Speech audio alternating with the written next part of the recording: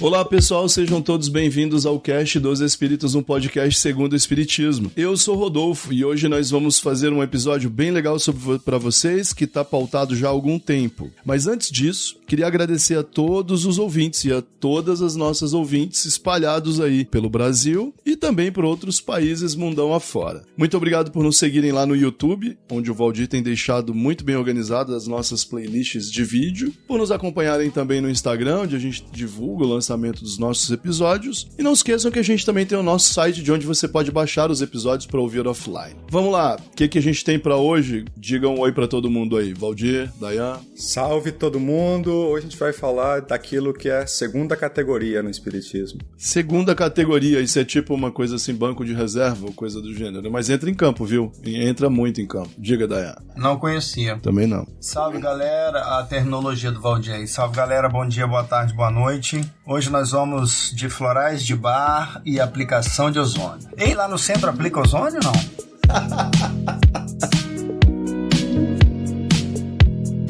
O nosso assunto hoje é pseudociência.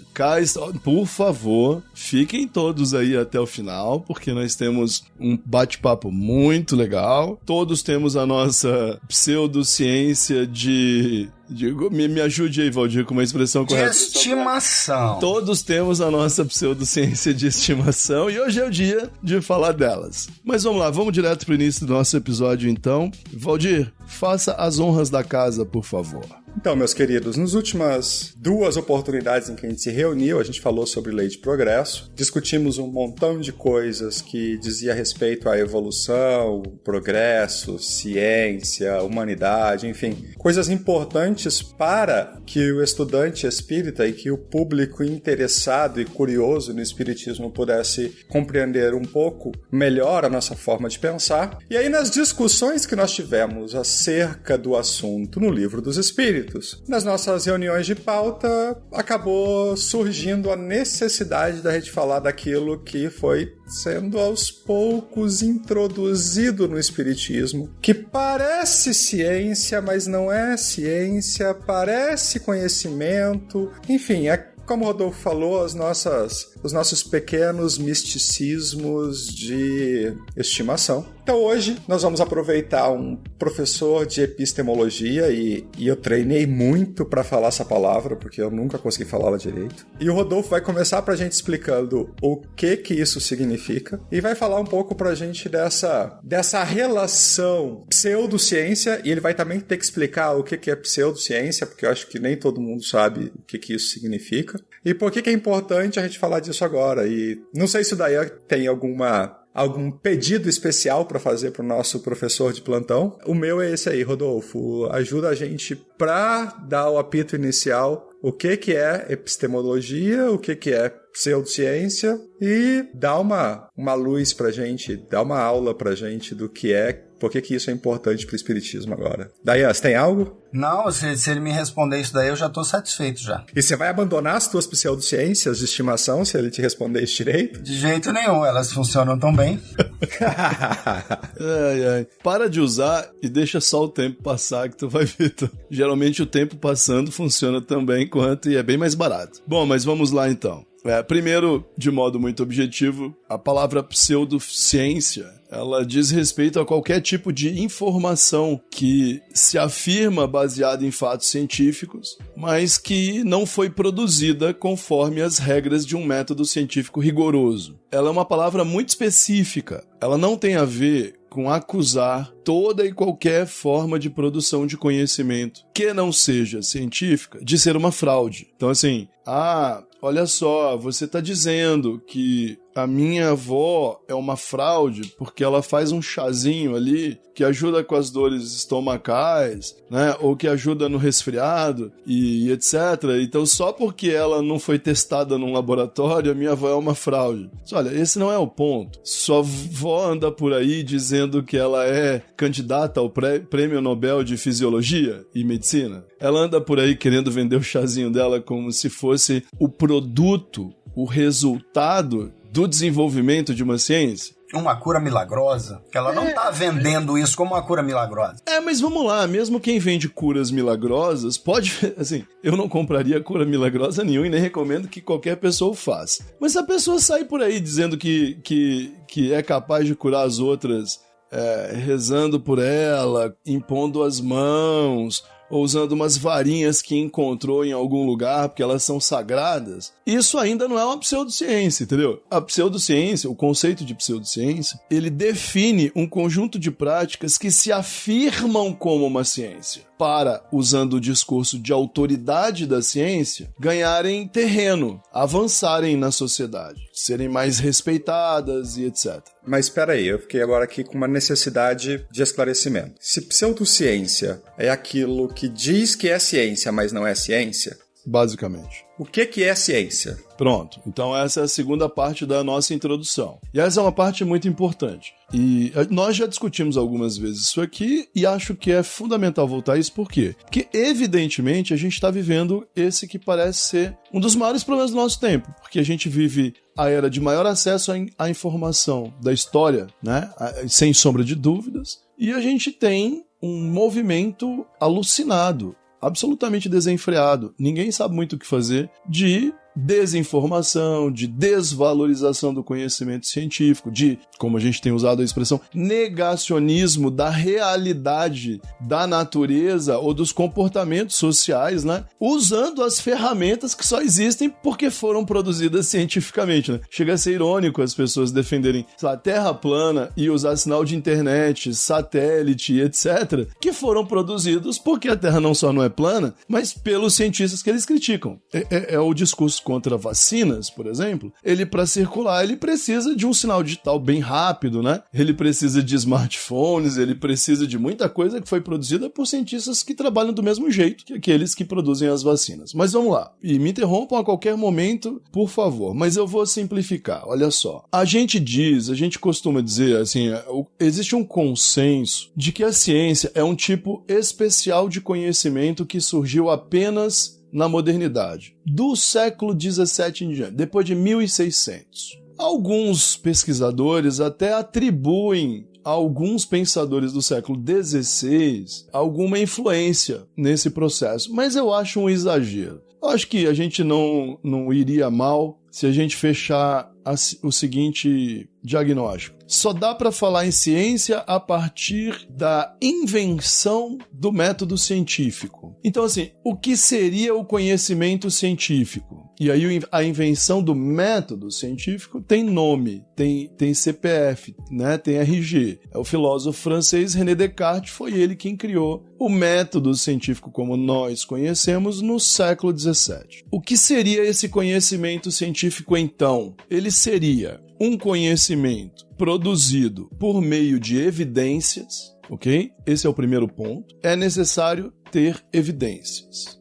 E evidência é? Evidências são pequenos pedaços da realidade. Ponto. São porções, são grãos de areia, certo? Que você junta. E essa sua pergunta, ela é muito importante, porque as pessoas entendem isso muito errado. Aliás, muitos cientistas passam a vida inteira aprendendo e continuando a aprender sobre o que é uma evidência para o trabalho dele. Então, olha só. Evidências podem ser ossos de dinossauros que a gente desenterrou. É um jeito bem fácil de entender uma evidência. Mas evidências podem ser, por exemplo, documentos históricos encontrados nas tumbas dos faraós. Ou cartas, depoimentos, testemunhos. Podem ser ondas de rádio que nós aprendemos a capturar com instrumentos sofisticados. Podem ser pedaços de informação, assim como material genético. Pode ser um fio de cabelo. E aí, então assim, as evidências são pequenas porções da realidade que a gente vai juntando para, no segundo passo, demonstrar que uma coisa existe. E num estágio posterior, você vai lá e diz, olha, achei um pedação de osso aqui que eu vou te falar uma coisa. Isso aqui é de um bichão que deve ter existido há muito tempo. Então, assim, tô trazendo aqui pra vocês. Olha o tamanho desse caveirão que eu encontrei aqui, ó. Parece um carro de tão grande. E aí? O que é isso? Eu acho que isso é um bicho. Um dinossauro. Ou é um gigante bíblico como aquele que foi morto por Davi. Provavelmente com uma cara de jacarezão muito difícil, mas enfim, tá aqui um bichão. Tá, você demonstrou que existe um negócio aqui. Agora vem todo o resto. O que é isso? Em que época que isso viveu? Como era possível um bicho tão grande? Entendeu? Assim, o que são explicações, né? Então eu costumo dizer nas aulas o seguinte: existem duas grandes tarefas na produção de conhecimento. A primeira é afirmar que uma coisa existe. Você aponta o dedo e diz, tem um bichão aqui, olha o tamanho dessa caveirona que a gente encontrou. A segunda coisa é explicar. E essa segunda tarefa, aí ela vai ficando complexa, né? Mas assim, existe um jeito fácil de entender o que é explicar. É demonstrar, descrever como aquela coisa chegou ali. É o passo a passo, a linha de produção. É como esse negócio foi dar nisso daí. Pá, não tem nenhum bichão desse aí, não. Tem uns elefantes grandão, as girafas, mas um bicho de 30 metros? Como era possível um bicho desse estar andando por aí? Então, assim, essa tarefa, aí ela é mais hardcore, ela é mais complexa, né? O passo a passo vai ficando maior, assim, olha, eu trouxe o caveirão. Agora, assim, como é que existiu esses bichos, se houve uma época... Na época dos primeiros fósseis, né, assim, completos, em que isso virou um grande auê, isso teve a ver com o colonialismo, o imperialismo britânico, né? Os ingleses saíram caçando essas coisas mundo afora, montando junto com os franceses e alemães, roubando, desenterrando e levando para... Roubando junto com os franceses e alemães?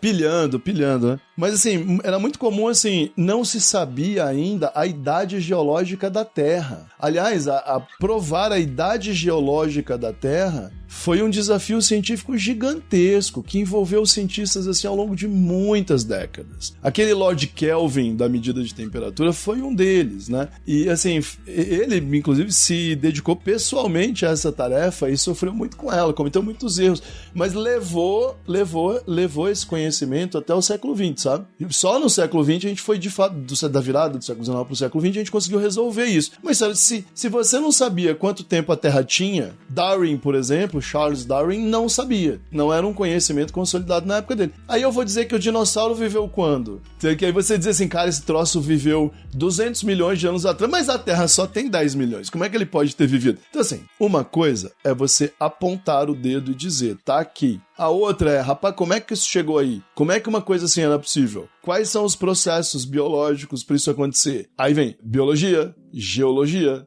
geografia, vem um monte de ciências para se juntar e explicar. Ok, recapitulando. A ciência é um tipo especial de conhecimento. Ela é produzida por meio de evidências. Você tem que capturar pedaços da realidade, demonstrar a existência dos objetos e depois explicar como é que eles chegaram até ali. Ok? Até aqui, tranquilo, certo? Na época do Kardec, durante muito tempo, eu falei até ainda há pouco assim, o Descartes inventou o método. Mas, na verdade, o que o filósofo René Descartes fez foi assim, ele criou as primeiras bases filosóficas do que seria um método, né? Então, olha só, o problema não é só encontrar um pedaço da realidade. Achei um ossão de dinossauro. Ou tenho uma carta psicografada do fulano. O problema não é só isso. O problema agora é que para explicar o que essa coisa é, nós precisamos obedecer um conjunto de regras. Quando Descartes escreveu o método científico, esse conjunto de regras era feito por 4 regras. Elas eram bem simples, nós já falamos delas aqui, de alguma forma. A mais complexa, inclusive, era o seguinte, você tem que capturar um pedaço da realidade, você tem que analisá-lo, analisar é decompor em partes, né? Então, assim, tira aí, tira tudo, separa, vamos ver do que é feito. São coisas bem simples. Depois você monta tudo para ver se funciona de novo, né? Então, assim, encaixou, tem um modelo. Você precisa, ao final, juntar todas as informações que você teve, relatar, preferencialmente por escrito, claro, e entregar para que outras pessoas possam ler, conferir e descobrir se elas também são capazes de encontrar aquelas evidências, daquele jeito que você pôs. Nós chamamos isso daí de sistematização desse conhecimento. Então deixa eu tentar aqui ver se eu entendi a história. Os europeus sabem, há alguns séculos, que café é um ótimo analgésico. Existem relatos muito frequentes de vou fazer um café forte para combater a sua enxaqueca, a sua dor de cabeça, etc. A nossa avó aprendeu isso com os ancestrais e etc. E foi passando. E hoje, quando a gente está com uma dor de cabeça de manhã, de uma noite em que teve exageros, a gente geralmente toma um café. Dá certo. Café é analgésico. Só que o fato disso dar certo não significa que seja científico. Alguém precisou ir lá e descobrir que na mistura de água e café há, dentre vários elementos, cafeína, e que a cafeína age de forma X ou Y no sistema nervoso central, e que por isso ela, e não a água, e não o açúcar, para quem coloca açúcar no café, ou não as impurezas da água que faziam com que a água está numa temperatura X, que fazem com que a sua dor de cabeça passe. A cafeína que você extraiu a uma certa temperatura de dentro do pó de café moído, que você ingere e que processada pelo seu corpo gera a dor de cabeça. E que se você produz um café descafeinado, ele não vai ter os efeitos analgésicos que você espera obter. Então, não é porque dá certo que é ciência. É isso, Rodolfo? Não é só porque não dá... Sim, com certeza é isso. O mundo não funciona por causa da ciência apenas. Ora, se a ciência, como a gente conhece, é um negócio que foi inventado há menos de 400 anos, a publicação do livro do René Descartes é de 1637, ok? O discurso sobre o método. É um conjunto de ensaios publicados em 1637 originalmente. Ora, o mundo funcionava antes. Os egípcios irrigaram os campos, o deserto, os romanos construíram aquedutos e estradas, os portugueses construíram navios incríveis, fantásticos, os gregos mediam constelações, sabiam navegar, os persas melhor ainda, os fenícios melhor que todo mundo, beleza? Todos esses conhecimentos eram formas de descrever a realidade e aprender a lidar com ela. Portanto, a gente tem que tomar alguns cuidados. Assim, olha, se não é ciência, não vale nada. Mas por que esses conhecimentos que eu citei não eram ciência, como nós chamamos hoje? Todos esses conhecimentos que eu citei, navegar, irrigar os campos, trazer água potável, natural para dentro da cidade. E os romanos faziam mais que isso, eles faziam essa água circular pela cidade, sem eletricidade nem nada, usando só a energia do declínio das águas durante o aqueduto, alguns com dezenas de quilômetros, né? Então, esses conhecimentos eram baseados em evidências, ou seja, alguém foi lá, observou, prestou muita atenção, botou a mão nos objetos, né? Fez experimentos, provavelmente. Esse aqueduto, vamos construir assim, caiu, rapaz, tá errado, faz de um outro jeito, vamos fazer um menorzinho pra ver se funciona, entendeu? É óbvio que isso aconteceu. Então a gente já tem evidências, o cara tá lidando com o rio, com a montanha, etc. A gente tem experimentos, vamos fazer um teste? Vamos fazer um menorzinho ali naquele canto, que a gente fez um grandão, acabou com o dinheiro e ainda matou os trabalhadores lá. Vamos fazer um menor pra ver se funciona, que a gente vai vendo qual é a melhor argila, qual é o melhor concreto que eles usavam e tal. Isso foi... Não tinha vergalhão de ferro, né? Eu e o Dayan, não sei se você visitou um desses, Valdir, mas eu e o Dayan cruzamos um aqueduto lá no interior da França. É um negócio descomunal, gigantesco. Tem 3 andares de pista o negócio. E tinha 40 quilômetros, não era um... Então, assim, é óbvio que essa realização foi baseada em evidências, experimentos, testes, né? Beleza, ok? O que é que não existia, por outro lado? Por que não era ciência o que eles faziam? Há vários motivos para isso, mas talvez o principal deles seja a falta de sistematização desse conhecimento, a falta de transformação desse conhecimento num conjunto bem organizado de regras que pudessem ser exploradas em outro lugar e verificadas, testadas e etc. Então, assim, é engraçado porque a gente não sabe até hoje como as pirâmides foram construídas, né? Mas não é só as pirâmides, tem um montão de coisas que funcionavam antigamente que a gente não sabe nem como eles fizeram, nem como realmente funcionava. A gente só sabe que deu certo. Por exemplo, o lugar tá lá, foi irrigado, plantaram, entendeu? Mas como é que conseguiram? A gente não sabe. Um exemplo disso que você está falando, Rod, é que a fórmula do cimento usado nesses aquedutos que você comentou aí, dos aquedutos romanos, se perdeu. O sedimento desapareceu da humanidade por uma quantidade de séculos impressionante, até que alguém misturou lá argila com não sei o que e conseguiu começar a reproduzir algo parecido, mas não é o mesmo cimento que os romanos usavam nas obras. É um troço que sobreviveu aí fácil 2.000 anos em pé, e 2.000 anos de um dos terrenos mais violentos e terríveis do mundo, que é a Europa, né? Instáveis, né? Destruição em cima de destruição a cada 50 anos. Então, assim, resumindo, tá? Resumindo, olha só. Você me fez aquela pergunta assim, sobre o café, né? Não vamos nos perder aqui. Dayan, por favor, não deixe a gente devagar. Olha só. A gente sabe que algumas coisas existem. A gente sabe que algumas coisas existem. A gente sabe que elas funcionam, ok? Tudo isso já é bom. Que bom que a gente tá usando o que funciona e não o contrário. O problema é que explicar o como, explicar o porquê, explicar os processos internos pelos quais a gente finalmente vai dizer aquilo realmente funciona por causa disso, demora. E é aí que a ciência, como nós conhecemos hoje, mais uma vez, é fruto de um desenvolvimento histórico, basicamente na seguinte direção. O primeiro elemento o conhecimento tem que ser baseado em evidências. Ok, isso sempre existiu. Eu vejo muito divulgador científico falando sobre isso, e eles escolheram usar esse termo baseado em evidências como se resolvesse tudo. Cara, os egípcios não eram lunáticos. Os fenícios navegavam e eles não eram lunáticos, entendeu? É óbvio que eles se baseavam em evidências, pô. Os caras desenvolveram sistemas sofisticados de navegação, inclusive no escuro. É óbvio que eles se baseavam em evidências, eles se baseavam nas correntes marítimas, eles se baseavam nos ventos, eles se baseavam nas estrelas. São evidências, são pedaços da realidade, não são? São. Beleza. O que o Descartes ajudou a criar e após Descartes se transformou no mundo em que vivemos foi o conjunto de regras do método. Elas foram ficando mais rigorosas. Essas regras é que foram se transformando em algo mais rigoroso. Então você não pode dizer que ciência é apenas se basear em um fato, em um objeto, em um resultado. Não pode. Ou mesmo em uma opinião de um especialista, né? Por quê? Porque a gente percebeu com o tempo que essas demonstrações, a gente percebeu com o tempo que essa abordagem, a gente viu, a gente tava lá, não era o bastante. Nós fomos descobrindo os erros dessa abordagem. Então, assim, os egípcios irrigaram o deserto, fantástico. Mas existem formas muito melhores que teriam durado, inclusive, não só mais tempo, mas que poderiam ser aplicadas em outros lugares. Os aquedutos eram maravilhosos, de fato, fantásticos. Mas para você construir um negócio daquele, numa sociedade como aquela, só sendo um rei, né? Porque a alocação de recursos para construir aquilo exigia escravidão, exigia matéria, tipo argila, por exemplo, o cimento deles ia muito menos água. Sim, mas a gente não põe água à toa, fica mais leve a construção e também é mais barata, né? A gente sai fazendo coisas de um concreto indestrutível e aí acaba com o meio ambiente, entendeu?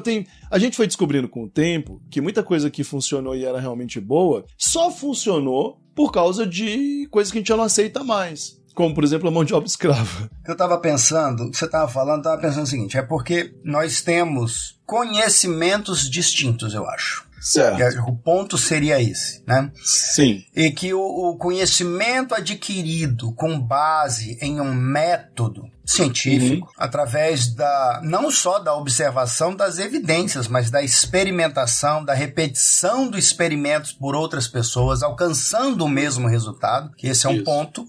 Isso daria uma maior validade para aquele conhecimento, ou pelo menos naquele momento. Vamos trocar a palavra, para ser bem exato, daria maior segurança. Perfeito. Pelo menos naquele momento, até que a gente descubra algo mais. Porque aí nós vamos dando passos para frente.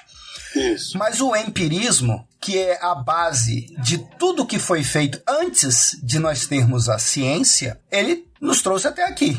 Perfeito. As pessoas não tinham necessariamente um método, mas elas faziam as coisas, ainda que por tentativa e erro, talvez no começo, mas foram desenvolvendo técnicas, foram desenvolvendo os caminhos para chegar a um determinado resultado. Elas talvez não fossem capazes de explicar como elas chegavam a esses resultados, mas elas sabiam que se elas misturassem A com B com C, elas obteriam um determinado resultado. Esse é um conhecimento empírico, porém, mas é um conhecimento mais frágil, porque você não tem um profundo do fenômeno, isso só vai acontecer depois, enfim. Mas ele não deixa de ser inválido. Perdão, você falou ele não deixa de ser inválido, não. Ele não deixa de ser um conhecimento aceitável, que demonstra sua importância, mas ele não é um conhecimento tão seguro quanto aquele que nós inventamos posteriormente. Basta entender isso. Escalas. Né? Se a gente estivesse vivendo em 1500, você ia se entregar na mão do dentista que tivesse. Você não ia ficar com dor ali tomando chá da sua avó. O sujeito ia arrancar o dente da sua boca do jeito dele ali, ia fazer um estrago enorme, mas ainda assim provavelmente seria muito melhor do que ficar tomando chá, porque você era a solução que tinha. Ia resolver. E de alguma forma, é isso que resolver significa. A gente talvez faça coisas hoje que a gente descubra amanhã ou depois que são muito pouco eficientes. Ou que talvez tenham dado o resultado contrário. Nossa, fiz o tratamento que o médico sugeriu e piorei. A gente só vai descobrir daqui a 20 anos. Mas ainda é melhor seguir o médico hoje. Então, assim, mas deixe-me... A sua intervenção é importante, né? Pelo seguinte, acabou me lembrando de como a gente joga o que eu tô falando pra dentro do espiritismo, viu, Valdir? Que é basicamente o seguinte, ó. Isso é parte da nossa introdução. O Allan Kardec usa, na introdução ao Livro dos Espíritos, muitas vezes a palavra evidências. Muitas vezes. E ele associa o espiritismo, ele associa a produção do conhecimento espírita à ciência. Ele associa essas duas coisas. O Kardec não estava fora do padrão atual da ciência na época dele. Por quê? Porque as regras do método, eu disse que elas foram ficando mais rigorosas, né? Mas em 1850, 1860, elas não eram nem de longe semelhantes às regras do método em 1980, 90, 2000, 2010, 2020. Então, quando o Kardec diz assim, temos acesso a um fenômeno da natureza que nós conseguimos demonstrar por meio de evidências, ele estava perfeitamente encaixado no padrão de conhecimento produzido na época dele. No padrão, na média. Ele não estava num nível muito alto, não. Mas ele estava dentro do discurso mediano produzido na época dele. Qual era a coisa mais comum de acontecer em Paris em 1850, 60, 70? Cientistas aparecendo em grandes salões, fazendo demonstrações, apontando o dedo e dizendo, tal coisa existe, vocês não tinham percebido. Não é essa a história do tal do Mesmer, que é um pouco anterior, inclusive, do magnetismo animal? Então, as demonstrações mediúnicas eram apenas parte do circuito científico da época. E não era pseudo-científico. Era o discurso aqui, eu estou usando a palavra discurso no sentido de conjunto de práticas sociais de uma época, né? Então, assim, fazia parte do conjunto de práticas científicas da época chamar de ciência uma coisa que você podia apontar o dedo e dizer, tá aqui. Por exemplo, o Faraday, com a sua gaiola, fez isso. Eu vou energizar a gaiola, vai ficar... Quem encostar toma um choque, mas eu que estou lá dentro não tomo choque. Igual o dedo do carro... A analogia que a gente mais usa é o nosso carro na tempestade, né? Então tá, é porque os circuitos, a transmissão de energia acontece daquele jeito e não vai me atingir aqui. Oh, meu Deus, ele não morreu, né? Então, medicina a mesma coisa. Os caras faziam tudo que é bizarrice em medicina nessa época, né? Botava 50 pessoas, 100 pessoas em volta, abria o pobre desgraçado ali, né? Sem nenhuma cautela, porque as informações sobre a presença de bactérias e vírus no ambiente eram diferentes, a forma de lidar com isso, etc. Imagina que a gente não tinha nem antibióticos, né?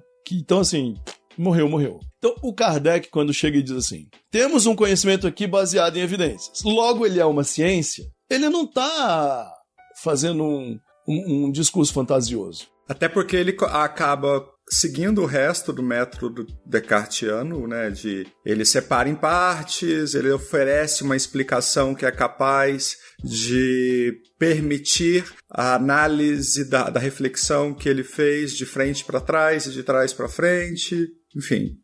Só para ajudar o nosso ouvinte, eu vou fazer uma coisa que as pessoas geralmente nunca ouviram, né? Falam, mas não sabem. Tá aqui, ó, em 4 frases, as 4 regras do Descartes, só pra gente ter essa noção, tá? Tô aqui com uma versão lindona do discurso do método e dos ensaios feito pela Unesp, recomendo fortemente, vai na descrição do episódio. É bem simples. Ele diz assim, ó, primeira regra, jamais admitir como verdadeira alguma coisa que eu não conhecesse evidentemente como tal. Isto é, evitar cuidadosamente a precipitação e a prevenção, e de nada mais compreender em meus julgamentos, senão aquilo que se apresentasse tão clara e distintamente ao meu espírito que eu não teria ocasião alguma de colocá-lo em dúvida. Evidência. O negócio tem que ser evidente. Traga-me uma evidência. E as evidências são aquilo que a gente consegue reconhecer pelos sentidos. Botar a mão, enxergar e etc. Segundo passo, dividir cada uma das dificuldades que examinasse em tantas partes quantas possíveis e quantas fossem requeridas para melhor resolvê-las. Isso aqui é o que Aristóteles chamou de análise. Fazer análise é separar. Bem simples também, né? Rapaz, esse caveirão, põe ele aí. Tem dente, tem boca, parece um bicho. Então assim, bota aí e traz a evidência pra gente decompor em partes. Daí essa história de dizer que o método cartesiano tem por fundamento a decomposição em partes e assim as ciências foram se estruturando. Para isso serve aos nossos estudantes a análise sintática, para você saber o que cada palavra e cada parte de uma frase significa e para que ela serve, como ela é construída. Então, sim, meu querido, sua professora e seu professor de português estão certos. Análise sintática é essencial. Sem dúvida, sem dúvida, sem dúvida. É a própria base de toda a ciência, né? De toda e qualquer. Assim, ó, cara, vamos começar aqui dando uma dividida na morfologia, anatomia, entendeu? Separa direito civil de penal para começar, eles são coisas meio que... São dois troncos do direito, né? Se o direito tiver a chance de ser uma ciência, vamos começar entendendo as partes que o compõem. Por aí vai. Terceiro, conduzir em ordem os meus pensamentos, a começar pelos objetos mais simples e mais fáceis de conhecer, para subir pouco a pouco, como que por degraus, até o conhecimento dos mais compostos, e supondo mesmo uma ordem entre aqueles que não precedem naturalmente uns dos outros. Ainda é parte da segunda regra, né? Eu separo em pedaços, depois eu vou montando esse quebra-cabeças, indo do mais simples para o mais complexo. Você citou as regras gramaticais. A gente começa no alfabeto. Até você chegar numa peça de literatura, né? Você chegar numa tese de doutorado, o texto como um todo é a junção de todas essas partes, né? Então o método cartesiano funciona assim. Dividir para depois montar, indo do mais simples para o mais complexo. Agora vem a parte final. Essa aqui eu já vou associá-la àquilo que nós chamamos no Espiritismo de controle universal dos espíritos, ok? Que ele diz o seguinte: último, fazer por toda parte enumerações tão completas e revisões tão genéricas ou gerais que eu estivesse seguro de nada omitir. É aqui que eu acho que o Espiritismo enfrenta a maior parte dos problemas. Porque a gente não sabe das coisas. E quando a gente vai olhar de perto, a gente nunca tem tudo o que é necessário para fazer a avaliação daquela informação. Então, o Kardec foi lá e propôs o seguinte, ó. Eu fui na casa do fulano, vi uma mesa flutuando. Depois a gente fez perguntas para a mesa respondeu. Havia tantas pessoas lá, eu fui de novo, e fui 20 vezes e fui 30 vezes. Depois eu fui em outras casas. Depois eu fui em mais 20 casas. Daí eu fiz um monte de anotações. Cara, fiz perguntas, comparei as respostas. São experimentos, né? Beleza. Aí ele pega e publica o Livro dos Espíritos e nos diz o seguinte: se vocês tiverem as dúvidas que eu já tive um dia, apenas acreditem naquilo que for resultado de experimentações obtidas sob as mesmas condições em vários lugares, né? Ele estava falando especificamente de assumir como conhecimento espírita verdadeiro apenas respostas mediúnicas, respostas pretensamente obtidas de gente morta, por meio de médiums, pessoas vivas, se essas respostas forem obtidas em vários lugares diferentes, por pessoas diferentes. Ponto. Isso está conforme o discurso científico da época dele. Imagina, assim, eu não vou dizer que é perfeito, hoje nada perfeito no século XIX olhando de hoje, né? Estamos 2 séculos na frente, quase. Mas assim, para pensar. Tu tem nas mãos uma peça de informação dizendo X, essa peça de informação é uma carta escrita por um médium que pretensamente recebeu a informação de um espírito, um ser humano que morreu, perdeu o corpo físico, mas continua existindo. Essa informação, ela é relevante porque ela diz, por exemplo, que num lugar tal vai acontecer um grande desastre porque embaixo da ponte tem uma falha geológica que você pode ir lá e verificar, mas vai dar trabalho para verificar. Você não vai cavar um buraco no pé da ponte, correndo risco de derrubá-la para descobrir se ela tem um problema, porque um médium falou. Ou você não vai tomar qualquer decisão desse tipo por causa disso. Mas diz o Kardec, olha, a gente poderia fazer esse experimento em 20 lugares diferentes, 10 ou 5. Porque se pessoas que não sabem nada sobre isso disserem a mesma coisa, tem uma boa chance de essa informação ser correta. Eu ainda acho pouco, Rodolfo falando, porque isso não é referente ao fenômeno. Por que eu cavaria um buraco? Porque 5 pessoas em locais diferentes eram para eu cavar. Mas vamos lá, entenderam a ideia do Kardec? Só que isso nunca foi feito. E aqui vem a pior parte. A gente não tem acesso para saber se as próprias perguntas do Livro dos Espíritos foram respondidas desse mesmo jeito. Quais? Por quantos médiuns diferentes? De que lugares? E essa falta de informação trai a 4ª regra do método de Descartes. Trai frontalmente. Entendeu? Nós não temos e nunca fizemos. Nós nunca fizemos nada parecido com isso. Se o Kardec não tinha condições de receber cartas mediúnicas do mundo inteiro, nós temos condições hoje de monitorar médiuns no mundo inteiro instantaneamente. Já tínhamos condições de trocar cartas muito rapidamente desde o início do século XX. Eu estou lendo uma biografia do Nietzsche, em que ele escrevia cartas para a irmã que foi se meter numa aventura de colonizar o Paraguai. A irmã dele criou uma nova Germânia no norte do Paraguai. Ou que coisa de alemão se alugando, né? Uma loucura, uma coisa assim alucinante. Ele escreveu cartas o tempo inteiro. 1880, trocavam cartas entre a Alemanha e o Paraguai, pós-guerra do Paraguai destruído, né? E as cartas chegavam rapidinho. Mas, cara, o Sêneca e o Lucílius trocavam cartas frequentes há, 2.000 anos? Pois é. Então, assim, o espiritismo se associou à ciência. Ninguém... aqui é uma brincadeira. Ninguém pediu, mas o espiritismo que nós conhecemos se associou desde antes da primeira hora à ciência. E depois de Kardec, sempre usou essa associação, viu, Dayan, como uma forma de, aí sim, validar o seu discurso. Usou a ciência como uma forma de dar valor ao seu discurso, de valoração do seu discurso, mais do que validação. Validação é uma palavra complexa, cientificamente falando, de dar peso, de dar autoridade, mas nunca se comportou de modo científico. Nunca. Por isso, o espiritismo virou um terreno fértil para as pseudociências. Porque as pseudociências fazem exatamente isso. Elas se associam ao discurso científico. Elas usam pedaços do conhecimento científico, né? As pseudociências são construídas por pedaços de conhecimento científico. Por exemplo, evidências. Elas usam evidências. Os caras não são bobos. Ninguém é bobo nesse mundo mais, ainda mais quando se ganha muito dinheiro. Então o sujeito vai lá, ele pega uma evidência daqui, outra dali, mas ele junta do jeito que ele quer. Ele demonstra do jeito que ele quer. E aí talvez ele faça aquilo que vocês estavam falando mais cedo. Ele produz resultados, a pessoa melhora e fala assim, cara, tá vendo? Melhorei por causa disso. Não podemos afirmar. Por quê? Porque o método não foi... O ciclo do método não foi completo. Esse é um dos grandes problemas, por exemplo, com a homeopatia. E a minha esposa é imunologista e alergia. É o que ela sempre diz. E você melhora por quanto tempo? Eu melhoro por 3 meses. Para de tomar os florais e vê se você continua melhorando. Ela melhora e piora, porque é assim que alergias funcionam, né?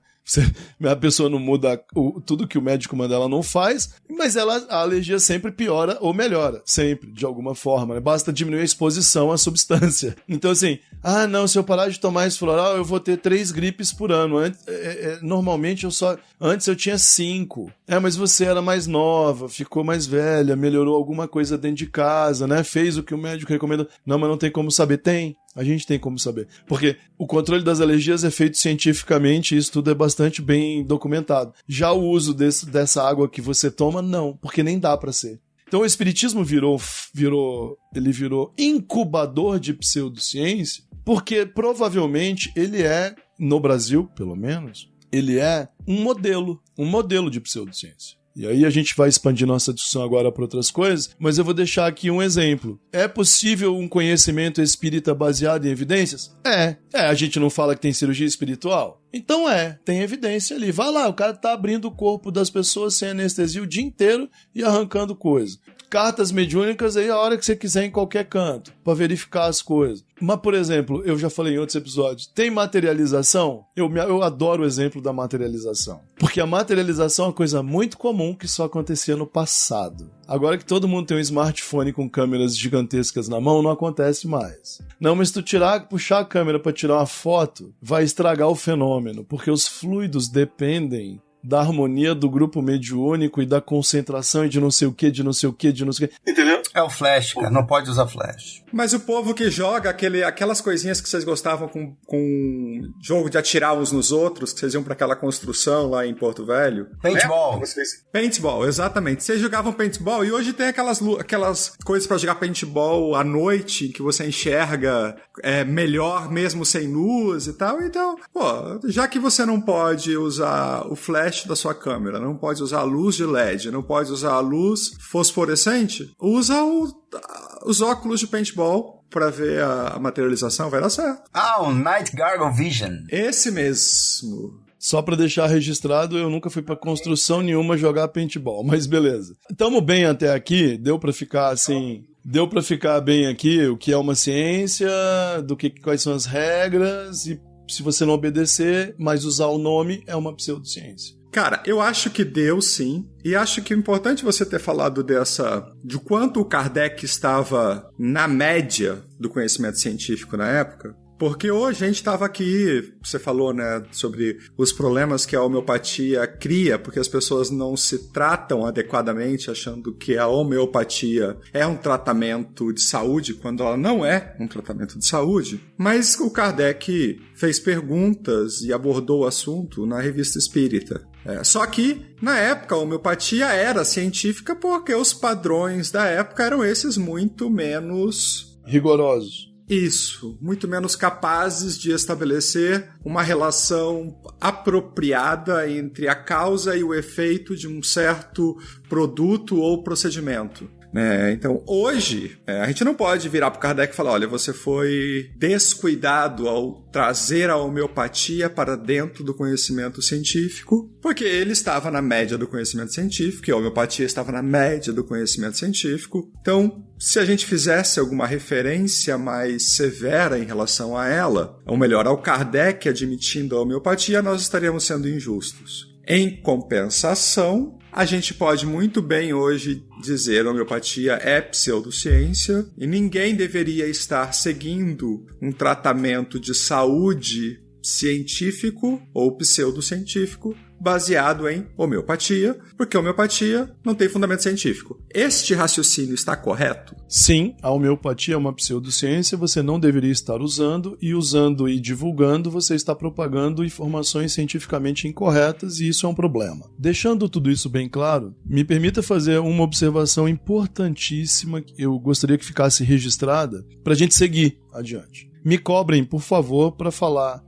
em qualquer momento sobre uma coisa que eu acho que ficou faltando em ciência, que é o conceito de falseabilidade, que ele, bem ou mal, ele é muito importante de citar, mas a gente encaixa depois. Certo. O pensador austríaco que o pessoal da filosofia chama de Popper, porque viu um professor chamando de Popper e ninguém chama o cara de Popper, enfim. Não gosto dele. Eu disse que o Kardec estava na média do discurso científico do seu tempo. Vou ressaltar a palavra média. Quando a gente vê, por exemplo, como a medicina era em 1860, assim, havia práticas comuns na medicina que eram piores, muito piores do que as que a sua avó teria para te oferecer na fazenda. Todas elas baseadas no conhecimento científico da época, mas em crenças que a gente olha hoje para trás e pensa, meu Deus do céu, isso era muito irracional. Isso não, sua avó estava melhor que... Por quê? Porque crenças existem em todo lugar. Nos laboratórios, nas universidades, e elas afetam a produção do conhecimento científico. Quando o método não é muito rigoroso, a influência que essas crenças têm é grande demais, entendeu? E, inclusive, isso vai parar dentro dos laboratórios. Eu falei que o Kardec estava na média e ele estava mesmo. Mas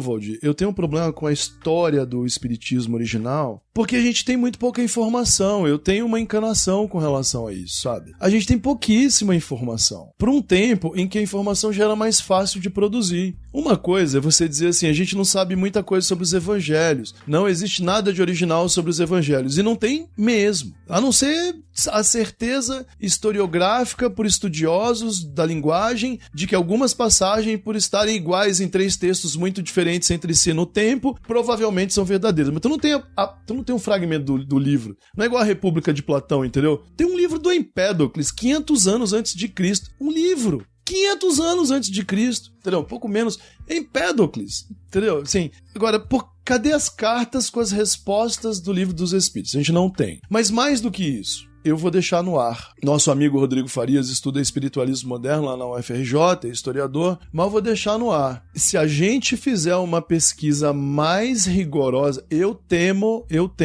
que se a gente fizer uma pesquisa mais rigorosa sobre esses fenômenos de mesas girantes e a explosão da mediunidade, do espiritualismo moderno, etc., a gente vai descobrir muita coisa de que a gente não vai gostar. Porque nos centros espíritas a gente lê aquele livro lá do Zeus Van Tuyl, né, que foi presidente da FEB, lá, As Mesas Girantes e o Espiritismo, né? A gente tem o livro do Sherlock Holmes, do Arthur Conan Doyle. Cara, mas assim, a gente fala muito de certos nomes da ciência que aderiram ao espiritismo, como, por exemplo, William Crookes. Eu tenho um cara que descobriu elementos químicos e ele era espiritualista e participava das reuniões mediúnicas. Mas se a gente vai olhar, aí depois a gente diz que o grande Faraday, tentou invalidar o espiritismo e escreveu. Eu mesmo falei isso em estudos para jovens durante muito tempo. Não, Faraday tentou invalidar o espiritismo, inventou uma teoria meio maluca de que as coisas se moviam porque os músculos estalavam gerando eletricidade. Lembram disso? Cara, olha, eu vou te falar. Eu parei para ler 2 biografias do Faraday. Nada do que eu li nas biografias dele corrobora as informações que a gente ensinou nos centros. Nada. Inclusive, nós tínhamos relatos de que ele tinha testemunhado uma mesa sair voando pela janela numa reunião mediúnica e ele não viu mesa voando coisa nenhuma. Ele criou aquele dispositivo lá de botar cera embaixo dos dedos para ver se os dedos encontravam a mesa. Por que os médiuns faziam a mesa girar colocando a mão embaixo da mesa? Ou em cima? Por que colocar a mão na mesa? Pra quê? Por que de noite? Por que a luz do dia atrapalha os fluidos? Essas explicações, para mim, são todas religiosas. Elas são mecanismos criados como obstáculos à verificação correta do fenômeno. O Faraday era um cara sério. Então ele foi lá, de bom grado, viu uma reunião ou duas, falou, bicho, bota aqui uma massinha. Cara, as massinhas estão com marca dos dedos, vocês estão pondo o dedo na porra da mesa. Não, mas tem que apagar a luz. Ele falou, bicho, eu não tenho tempo pra vocês. Isso é conversa fiada. Escreveu uma carta nos jornais, fulo da vida, falou, isso aí é uma palhaçada, que vocês estão gastando tempo com isso, esquece daí que a gente tem coisa importante pra fazer. Francamente, olhando pra trás, quem tava certo? Do Faraday, Maxwell, depois Thomas Edison, Tesla, né? Eletricidade, magnetismo, nada de fenômeno mediúnico mundo afora, nem nada. Então, assim, continuarei defendendo que o Kardec representava, sim, muito bem até a média desse pensamento científico conforme as condições sociais da época, mas eu tenho sérias dúvidas, eu gostaria de deixá-las registradas, sobre muitas histórias que a gente leu, que constam da Revista Espírita e de outros livros, falando sobre a origem do espiritismo, mas que a gente não conhece de verdade. William Crookes, por exemplo, ele tinha um caso com uma menina que era médium, era menor de idade. A família tentou interditar ele. Ele foi dado como louco, porque ele gastava dinheiro, ele participava disso como um culto, uma seita, né? E ele não foi preso, nem foi parar na cadeia por causa de corrupção de menores ou coisa do gênero, porque ele era muito famoso. Mas ele chegou a ser afastado do trabalho. Ele foi desmascarado mais de uma vez. Aquele Houdini, o mágico, fez isso com vários médiums. Achei o mecanismo. Tá ali, ó. Esse negócio, essa materialização aí, olha que coisa grosseira, entendeu? O Houdini era o divertimento dele fazer isso. Ele se divertia ainda nos lugares. Era o Padre Quevedo do século XIX. O Padre Quevedo, um mistificador. O Houdini era só um entertainer, né? Um cara do auditório que chegava ali e ficava se divertindo, mostrando fio preso, levantando as coisas, não sei o quê. Bom, feita essa observação, eu acho que a gente pode ir direto para discutir as pseudociências em si e tocar nesse episódio. Muito bem, pessoal, olha só, nosso áudio ficou mais longo, a gente sentou para gravar um episódio de mais ou menos 1 hora, o áudio se estendeu, a discussão tá boa, nós vamos encerrar por aqui este episódio e retornar no próximo episódio com o mesmo tema. Fiquem tranquilos porque a gente vai publicar a segunda parte desse episódio numa data bem próxima para que vocês não precisem esperar muito para a conclusão do assunto, ok? Então compartilhem, se gostaram, deixem lá o seu like, podem deixar comentários nos vídeos lá no YouTube, podem mandar os seus comentários pelo direct no Instagram também. Muito obrigado pela companhia de todos vocês e a gente volta logo com a segunda parte.